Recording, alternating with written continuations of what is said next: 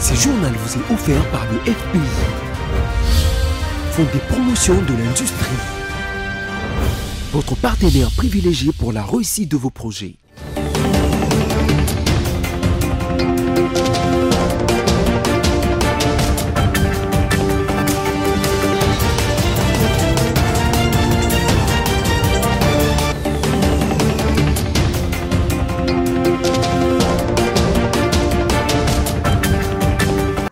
Bonsoir à tous et bienvenue à cette grande édition du journal sur votre chaîne BIC Télévision. Place au sommaire.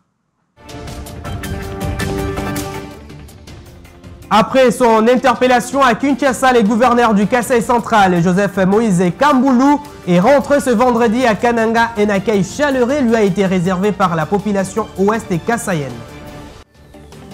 Évaluation des performances 2024 d'après les comptes rendus de la réunion de la Troïka politique. L'année dernière s'est conclue d'une manière positive sur une stabilité remarquable de l'inflation et du taux d'échange.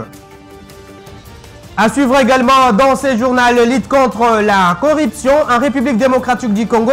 Pour plus d'éclairage, l'administration de l'Observatoire de la dépense publique ODEP exhorte le président de la République Félix-Antoine Tshisekedi Tshilombo à relancer le patrouille financière de l'Inspection générale de finances IGF.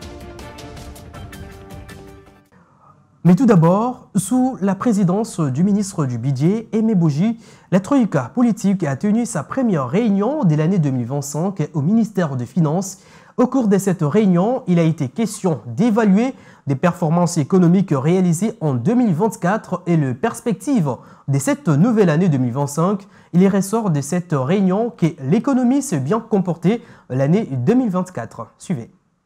Comme d'habitude, c'est au ministère de Finances que s'est tenue la première réunion Troïka politique d'évaluation des avancées réalisées en 2024 établies sur les perspectives 2025. Bien que le ministre de Finances Doudou Fwamba ait été absent, cette réunion a été présidée par le ministre du Budget Aimé Boji en présence de la gouverneure de la Banque centrale, de vice-ministre de Finances ainsi que celui du Budget et tant d'autres. À en croire le coordonnateur du CTR, Félicien Moulenda, l'objectif de cette dite séance était d'évaluer les performances économiques réalisées en 2024.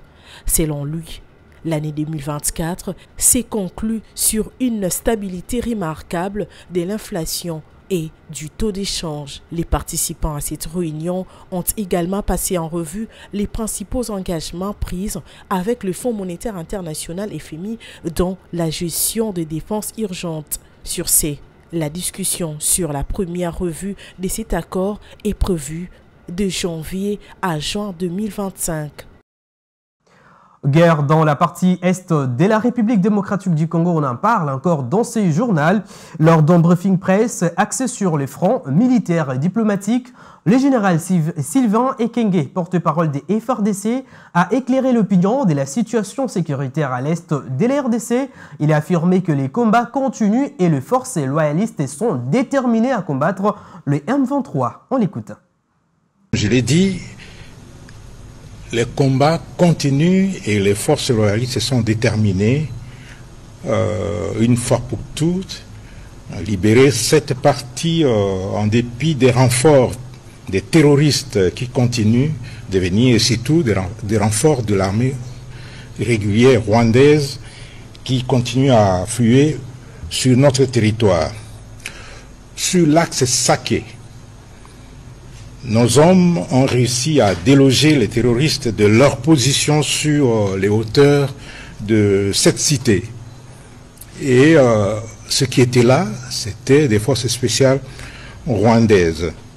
Au front nord, les terroristes rwandais ont essayé ce matin de secouer nos positions, mais ils n'ont pas pu avancer car les forces armées de la République démocratique du Congo leur ont infligé une bonne correction aujourd'hui. Et avec l'intervention de tous les moyens qu'on a, les moyens aériens, les moyens terrestres, l'artillerie, ils ont perdu du terrain. Partout, l'ennemi a connu d'importantes perte en hommes et en matériel. De toutes les façons, nous rassurons. Les images sont un peu choquantes, on va demander de les flouter. Ceux qui nous suivent à la maison, ils pourront regarder les images des terroristes morts, le matériel, les roquettes, les bombes qu'on a récupérées. Et puis il y a d'autres images. Et au cours du même briefing, le ministre de la Communication et Médias, Patrick Mouyaya Katemboué, a donné les explications sur les retraits de l'accréditation des journalistes internationaux du média qatari Al Jazeera qui s'est permis d'interroger un terroriste rwandais du M23 sur les sols congolais. On l'écoute. C'est l'exemple de ce qu'il ne faut jamais faire, justement. C'est l'exemple de ce qu'il ne faut jamais faire, de donner la parole à des terroristes, et ce qui, pour nous, est assimilable à l'apologie du terrorisme, et c'est totalement inacceptable. Nous avons eu des discussions ce matin avec les correspondants de la presse internationale ici. Beaucoup ne les savent peut-être pas, j'aurais voulu que quelqu'un de RFI les dise ici. RFI ne donne pas la parole aux terroristes. Et d'ailleurs, dans cette guerre, je pense que nous devons proposer une forme de lexique. Madame Paulina Zidi, je la vois dans la salle, peut-être elle-même pourra le dire. Nous considérons que c'est un bon pas, mais qu'il y a des choses qu'il faut faire davantage dans la couverture, dans un contexte où, chez nous, il y a la pluralité des médias. Et nous nous assurons que les médias puissent opérer librement. La preuve, nous sommes dans un exercice en direct avec la ministre d'État, ministre des Affaires étrangères et le porte-parole de l'armée. Donc nous sommes disposés à vous donner des éléments d'éclairage. Pour la protection de notre opinion, il n'y a plus de place pour l'ambiguïté, parce que de l'autre côté, ça n'existe pas. C'est l'omerta générale où la liberté d'expression n'existe même pas d'un iota. Et donc, si nous avons pris la décision sur Al Jazeera, c'est parce que nous avons des faits corroborés qui sont justifiés. Et personne ne va nous le reprocher. Mais pour ce qui concerne les autres médias de la presse étrangère, nous avons aussi discuté par rapport à la spécificité, à la délicatesse du sujet. Le Congo, la RDC représente 60% du bassin d'audience de RFI, France 24 ou TV5. Et 60%, c'est énorme lorsque vous êtes un média. Et les Congolais, dans leur grande majorité, si pas tous les Congolais, ne veulent pas du Rwandais, du militaire rwandais, des agissements du président rwandais sur notre territoire. Et cela doit être en mesure de ressortir et sans entacher à rien les professionnalismes de ces médias. Puisque nous parlons de la situation sécuritaire dans la partie est de la République démocratique du Congo, sachez qu'un groupe d'experts des Nations Unies a publié un nouveau rapport qui a révélé l'implication de l'armée rwandaise aux côtés de la rébellion du M23 dans la déstabilisation et conquête des territoires et localités dans la province du Nord Kivu. Et à la question de savoir les pourquoi, il n'y a toujours pas de sanctions contre le Rwanda pour son soutien au M23. Patrick Piana, analyste et politique, joint au téléphone par notre rédaction, répond. S'il y a, après 20 ou 25 ans de massacres dans la partie est de la République démocratique du Congo, il y a aujourd'hui des semblats de condamnations contre le M23 et le Rwanda. Je pense qu'il faut d'abord orienter la chose de deux manières. Premièrement, il y a la communauté internationale et deuxièmement, il y a la communauté locale, c'est-à-dire ce que le régime Tshisekedi et tous les Congolais ont fait, parce que sous le régime Tshisekedi, nous avions dénoncé le comportement de Paul Kagame, nous avions refusé de négocier avec le M23, on a prouvé à la face du monde que le Rwanda finance le terrorisme dans la partie est de la République démocratique du Congo. On a assigné appel en justice. Donc, comprenez qu'il y a un coup de chapeau dans ce sens-là. Maintenant, s'il y a des actes d'appel à la condamnation du Rwanda ou aux reproches qu'on fait au Rwanda, jusque-là, il n'y a pas de sanctions, alors qu'au niveau du Soudan, on a sanctionné Emeti parce que Emeti n'est pas avec les démocrates qui sont au pouvoir. Alors, comprenez que avec les démocrates, ils feront semblant de sanctionner via les Nations Unies, parce que les Nations Unies évoluent au fait au gré des vagues. Et si vous regardez la tendance internationale aujourd'hui, avec l'arrivée de Trump, Elon Musk s'est permis même de s'attaquer au président français lorsque ce dernier a voulu minimiser les Africains via le Sénégal. Donc comprenez que comme il y a une mouvance qui va changer la donne politique aux États-Unis, vous verrez qu'il y aura peut-être sous l'administration Trump des sanctions contre le Rwanda, parce que ce qu'il faut savoir est que Kagame, le M23, le CNDP et consorts, ce n'est qu'une machination des démocrates américains en partant par Bill Clinton. Donc, Bill Clinton, Obama, ainsi que Biden ont fait l'apologie du M23. Dossier IGF, ODEP, le président du conseil d'administration de l'Observatoire de la dépense publique, Florimond Mouteba, PCA de l'ODEP, a dans une correspondance appelé les chefs de l'État Félix-Antoine Tshisekedi Tshilombo à rétablir la pratique de la patrouille financière de l'IGF pour faciliter les contrôles de l'exécution des dépenses publiques et empêcher les détournements des deniers publics. Excellence, Monsieur le Président de la République, j'ai l'honneur de vous transmettre en annexe à la présente le communiqué numéro 001/ODEP/janvier/2025. Dans ces communiqués, nous avons abordé la question de la suspension en fin 2023 de la patrouille financière dans les entreprises publiques à la veille des élections pour lesquelles beaucoup de mandataires publics étaient candidats. Nous vous prions de lever cette suspension et une reprise immédiate de la patrouille financière, un mode de contrôle très solitaire pour la RDC face aux faiblesses craintes de la justice à réprimer les détourneurs des deniers publics. Ces dispositifs avaient contribué à prévenir la corruption et les détourneurs, tout en optimisant la mobilisation de recettes publiques passant des 4 milliards de dollars sous le régime du président Joseph Kabila à 9,6 milliards en 2023.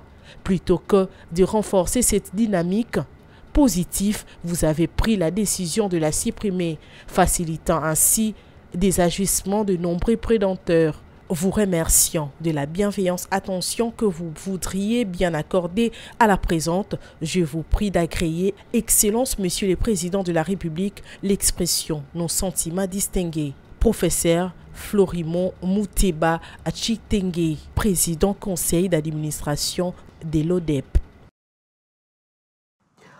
Je vous l'annonce au sommaire. Rappelé à Kinshasa par le vice-premier ministre de l'Intérieur pour consultation, les gouverneurs du Kasaï central et Joseph Moïse Kamboulou a regagné ce vendredi en début de matinée sa province natale. Il a été accueilli par des forces sociales et politiques mobilisées pour ses retours. Son déplacement avait été interprété de plusieurs manières, étant donné que ce rappel intervenait après la polémique née suite à ce propos lors du briefing presse organisé à Kananga en marge du séjour du président de la République Félix-Antoine Tshisekedi Tshilombo. Rien ne fait dans la province du Kasaï central. Nous sommes une province abandonnée, avait déclaré le gouverneur Kamboulou, en dépit de l'insistance du ministre de la Communication et Médias Patrick Mouyaya, qui avait appelé le gouverneur à relativiser ses propos.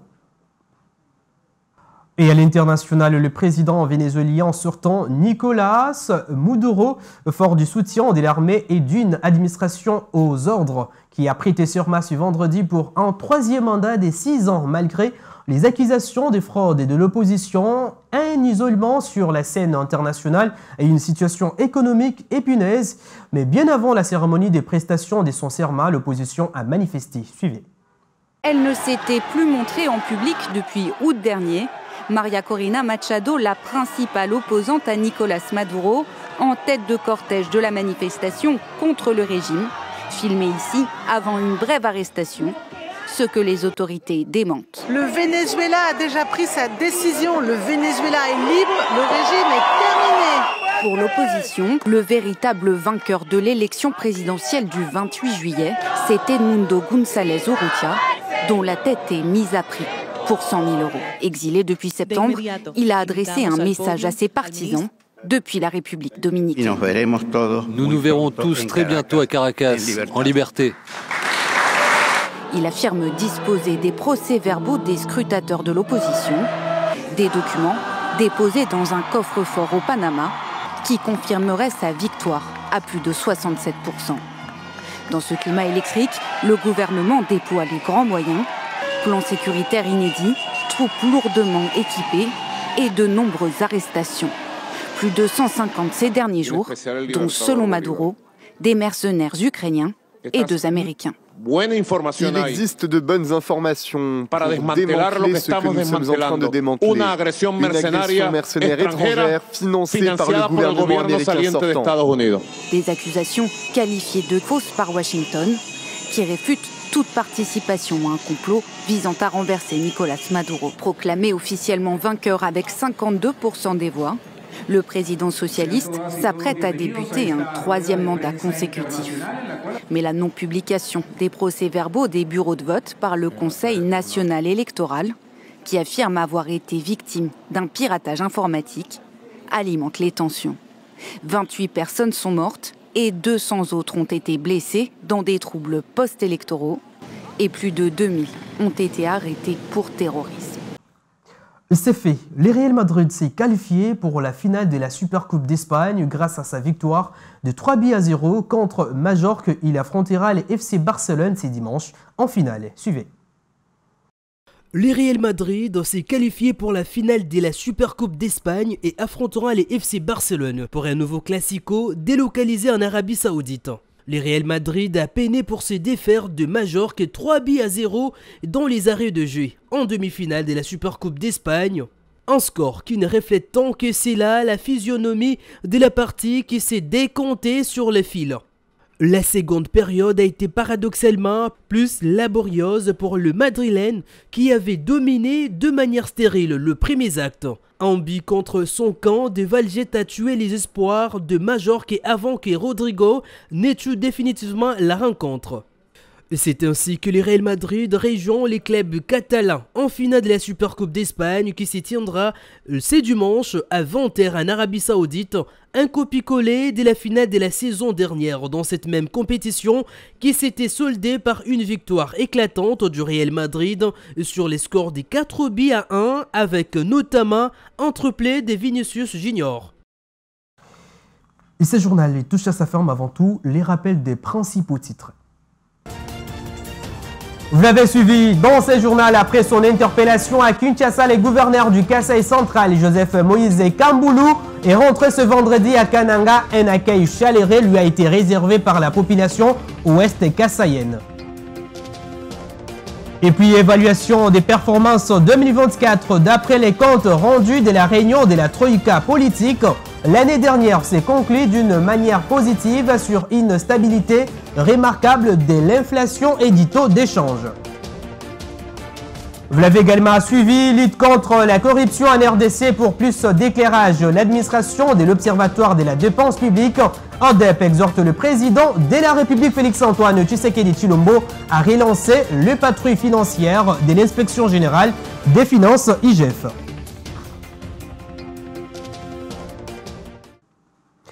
Et ce journal est complètement terminé. Merci de votre fidélité. Au revoir et à la prochaine. Et entre-temps, l'actualité est à continuer sur votre chaîne BC Télévision.